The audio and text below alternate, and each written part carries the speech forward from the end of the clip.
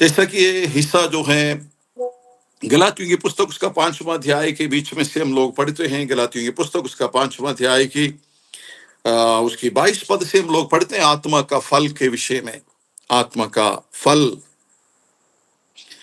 उसमें सबसे पहले दिया जाने वाला या हमसे कहा जाने वाला विषय है प्यार या मोहब्बत, प्रेम। आत्मा का फल प्रेम, धीरज, ऐसा शुरू हो जाता है। प्रेम के विषय में हम सब लोग जानते हैं, सबसे जरूरी और महत्वपूर्ण बात होती है आत्मिक जीवन के लिए प्रेम। इस प्रेम के वसीले ही मैं और आप इस प्रभु की सेवा में हैं या हम प्रभु को जान पाया। खुदा की कलाम कहती है, तुमने मुझसे प्रेम नहीं किया बल्कि मैंने तुमसे प्रेम किया है। बेशक हम अपना दिल खोलकर बातें करें, मैं प्रभु से बहुत प्रेम करता हूं, परंतु हमारी प्रेम में कहीं ना कहीं कमियां तो बहुत जरूरी बहुत है ना। जितना मर्जी हम लोग कहें, जितना चिल्ला चिल्ला कर कहें, जितना दिल फाड़ कर दूसरों को दिखाएं, तो हमारा प्रेम हमेशा अधूरा ही रह जाता है, अधूरा ही रह जाता है।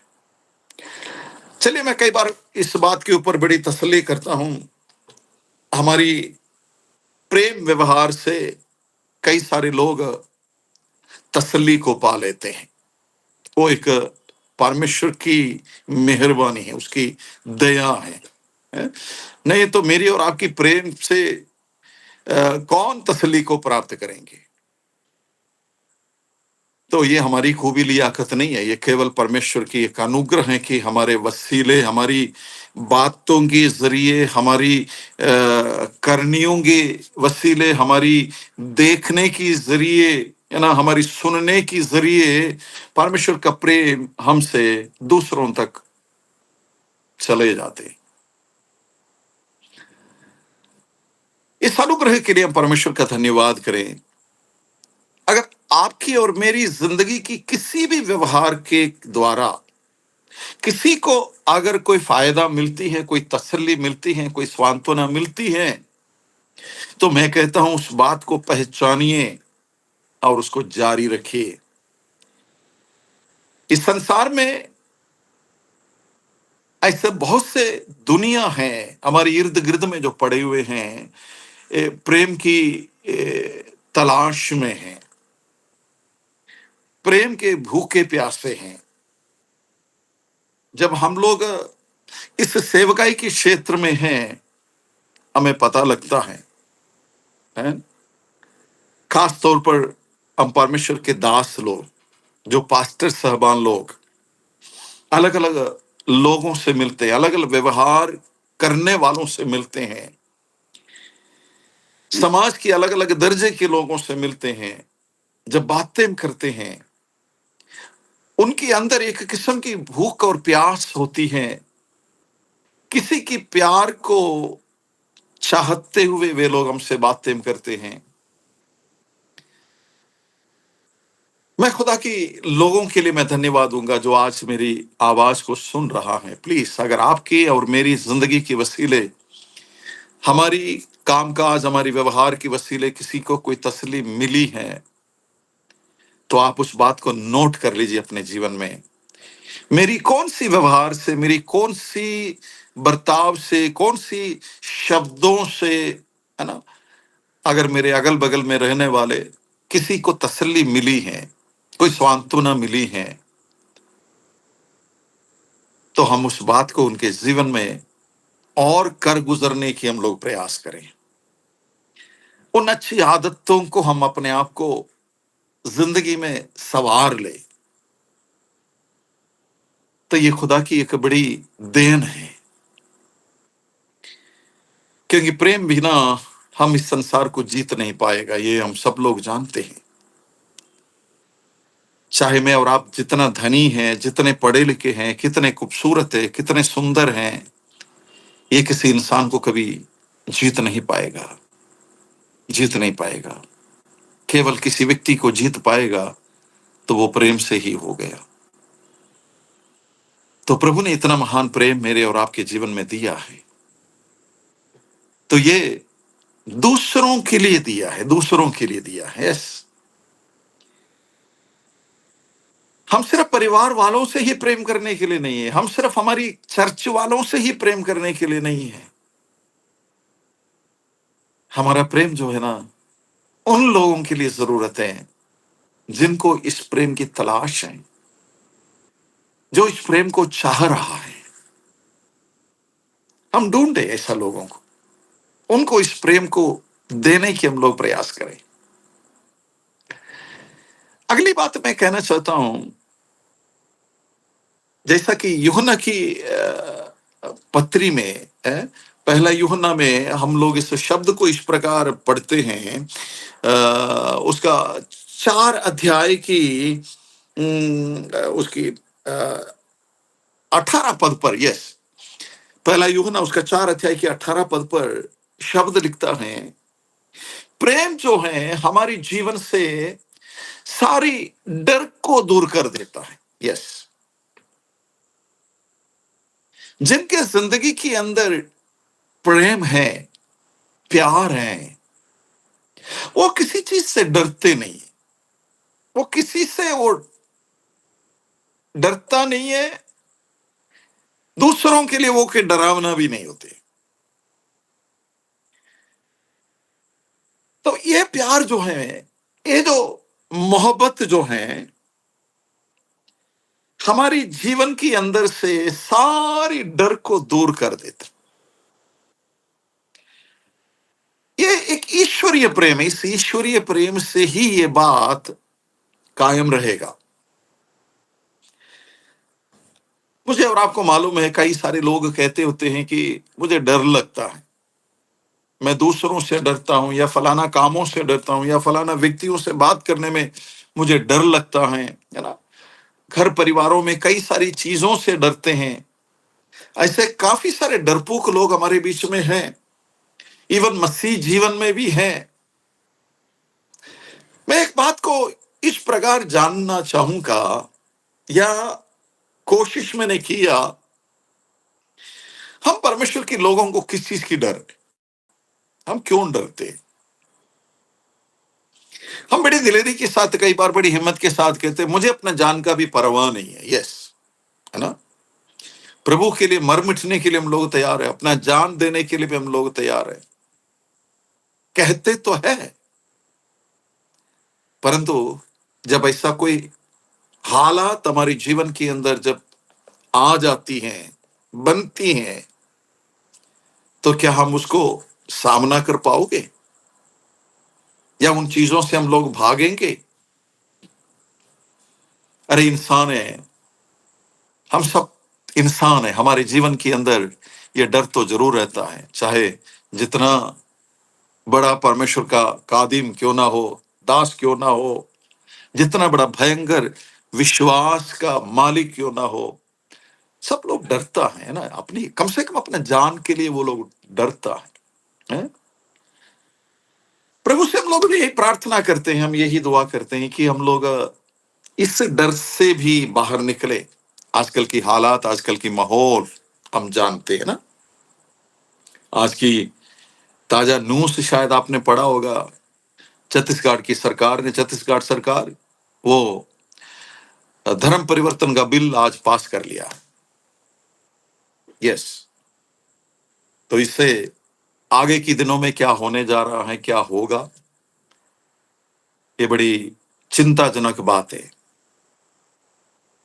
ये बिल पास ना होने के बावजूद भी कितने दिक्कतों का सामना करना पड़ रहा था, कितने लोग मार खाया, कितने लोग अभी भी जेल में बंद पड़े हुए हैं। आज का दिन वो बिल बहुत ही हंगामे के बाद पास ही कर लिया। हम लोग दुआ करेंगे, परमेश्वर का काम कोई भी बंद नहीं कर सकता, खुदा का काम चलेंगे।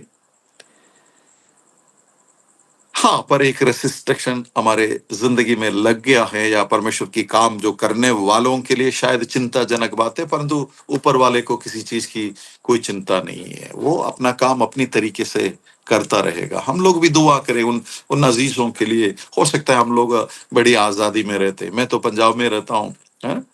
आज तक सुसमाचार के निमित्त ऐसा कोई बातों का सामना करने की ज़रूरत नहीं पड़ी, या ज़िंदगी में ऐसा कुछ हुआ नहीं।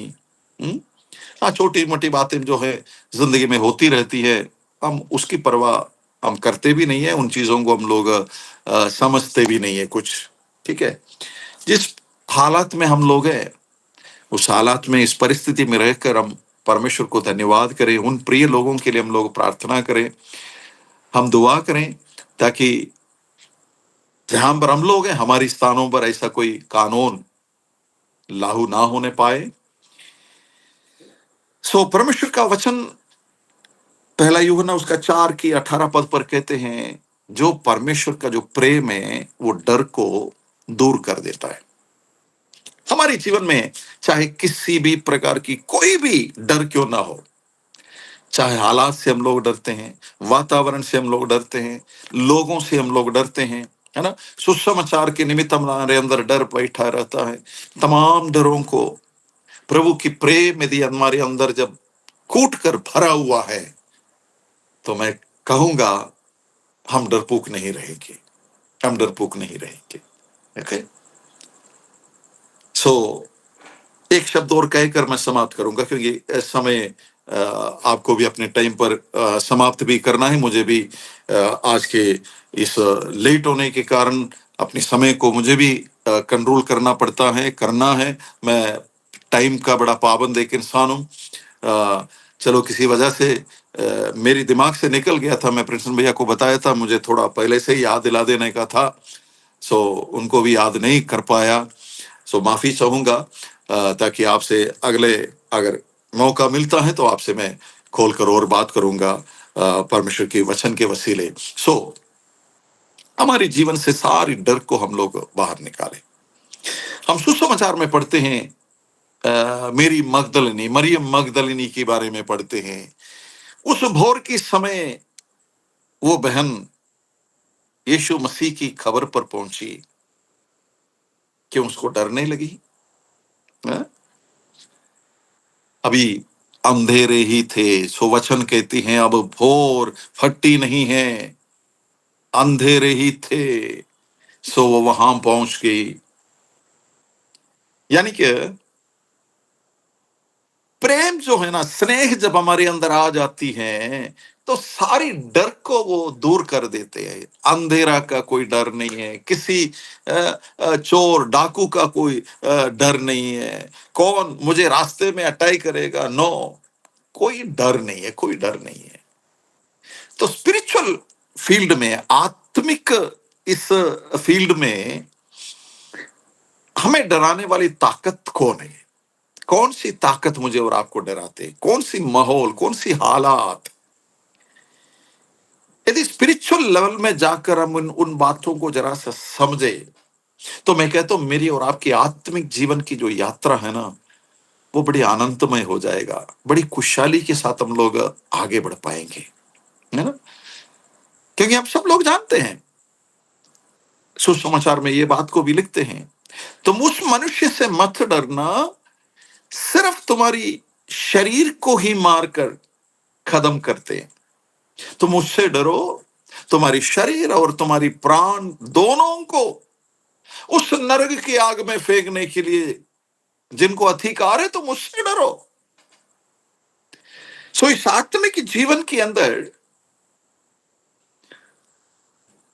यदि हमें डरना है, तो हम उससे डरिए जो हमारी प्राण को भी नाश कर सकते हैं, हमारी प्राण को भी उस नरक में झोंक सकते हैं। हम उससे डरते हैं। मुझे मालूम है आज मुझे सुनने वाले तमाम लोग यदि किसी से डरता है तो केवल परमेश्वर से डरता है ना? एक शारीरिक डर होती है, वो मैं कहा, वो सभी के जीवन में होता है ना? परंतु वो डर भी प्रभु की उस प्यार में होकर हम उसको भी पार लंघ जाते हैं, या उसको भी हम लोग कवर कर लेते हैं, या उससे भी हम आगे चले जाते हैं। सो मेरी प्रार्थना होती है कि हर एक प्रत्येक विश्वासी गणों के लिए, जनों के लिए, कि वो प्रेम जो है मेरी और आपके अंदर भर जाए, है ना? तब हम कह पाएंगे, या ये आत्मा का फल है, ये आत्मा का फल है ना? किसी के साथ वैसे छोटा मोटा कोई प्रेम हम दिखाते हैं, करते हैं, है ना? अंदर से बड़ी कड़वापन हमारे अंदर है, पर बाहर से हमारी मुस्कुराहट रहती है, या हंस के दिखाते हैं। वो नहीं, वो नहीं, वो तो दिखावे वट्टी का प्रेम है, दिखावे का प्रेम है। हम अपने आप को, है ना, दिखाने वाला प्रेम करते हैं, वो प्रेम नहीं, वो प्रेम नहीं, वो परमेश्वर की ओर से नहीं है। वो तो हम अपने आप को बना रहा हूं कि हमारी फायदा के लिए है। हम प्रभु से क्यों ना प्रार्थना करें, प्रभु मुझे वो प्रेम चाहिए जो एफसीओं की पत्री उसका 5वां अध्याय की 22वें पद से लेकर जो कहता है, जो आत्मा की फल, वो प्रेम मुझे चाहिए। जब वो प्रेम हमारे अंदर आ जाती है, तो फिर संसार के लोगों से प्रेम करने में हमें कोई दिक्कत नहीं है। फिर हमारे लिए कोई दुश्मन होता नहीं है, फिर हमारे लिए कोई वैर विरोधी तो होता नहीं है ना? फिर कोई अमीर या गरीब का कोई फर्क नहीं पड़ेगा, फिर कोई पढ़े लिखे अनपढ़, इसका कोई फर्क ही नहीं पड़ेगा, जब खुदा का प्रेम हमारे अंदर आ जाती है। सचमुच में कहना चाहूंगा ना, जिनके अंदर परमेश्वर की वो प्रेम नहीं है, वो व्यक्ति ऐसे भेदभाव करते हैं, ऐसा लोगों को दूसरे एक दर्जे में खड़ा कर देते हैं। ये तो हमारी आत्मिक फील्ड में भी देखने को मिलेगा, है ना? कलीसिया के अंदर भी कई बार ऐसा लोगों को मिलते हैं, आत्मिक कहने वालों के बीच में भी कई बार ऐसा लोग मिल जाते हैं। मुझे ऐसा लोगों से नफरत नहीं है, ऐसा लोगों से मैं खुंदक नहीं करता हूं। क्यों? क्योंकि परमेश्वर का वचन कहती है उसके अंदर वो आत्मा का फल नहीं है। उस आत्मा का फल ना होने के कारण वो सिर्फ दिखावटी का प्रेम आपके मेरे सामने दर्शाकर हमें धोखा देता है, या दूसरों को धोखा दे रहा है। मैं अपने शब्दों के एक बार वाइंड अप करना चाहूंगा, मेरे मेरे अजीज, मेरे साथियों, कोई भी जन ना हमारी स्पिरिचुअल लाइफ को देखकर ये ना कहने पाए कि फलाने ने मुझे सिर्फ दिखावटी वाली प्रेम ही दिखाया, या हम दिखावटी प्रेम दिखाने वाला है कर कर कोई भी कहने ना पाए। हमारा प्रेम सच्चा प्रेम हो जाए। यस, बिल्कुल, जैसा कहता ना, खालिस हो जाना चाहिए, पवित्र प्रेम होनी चाहिए, उसमें कोई कलंक नहीं होनी चाहिए। ऐसा एक प्रेम को हम हासिल करने की हम लोग कोशिश करें। तो यदि वो प्रेम हमारे अंदर आ जाती है, तो मैं कहता हूं हमारी स्पिरिचुअल लाइफ है ना, इतना मस्त रहेगा, इतना खुश रहेगा, हमें किसी चीज की कोई चिंता भी नहीं रहेगा, कोई कोई डर भी हमारे अंदर नहीं रहेगा। परमेश्वर के नाम की स्तुति हो कि खुदा ने दिया हुआ इस छोटी उम्र, छोटी आयु, हम उस प्रभु के लिए खर्च करिए, हैं? ताकि खुदा की प्रेम केवल केवल आपकी और मेरे जीवन के वसीले ही ये संसार हासिल कर पाएगा। दूसरा कोई साधन नहीं है, दूसरा कोई रास्ता नहीं है। मैंने शब्द कहा, चाहे आप जितना धनी क्यों ना हो, जितना पढ़े लिखे क्यों ना हो, इन चीजों के वसीले कभी भी परमेश्वर की प्रेम को बांटा नहीं जा सकता, नहीं जा सकता। तो प्रभु की प्रेम से ही उन लोगों को हम जीत पाओगे, और लोगों को प्रभु के लिए लेकर आ पाओगे। हम यही प्रार्थना करें, प्रभु वही प्रेम मेरे अंदर भरने पाए, मैं वही प्रेम को अपने जीवन के अंदर भरना चाहूंगा। क्यों ना हम प्रार्थना करें, सच में हमारे जीवन को हम समर्पित करें, आत्मा का फल केवल मुंह से कहने के लिए नहीं, बल्कि हमारी स्पिरिचुअल लाइफ के अंदर उस बात को उतारे और उस पर अमल करें, हम लोग आगे बढ़े। परमेश्वर आप सबको आशीष दे। Thank you, thank you.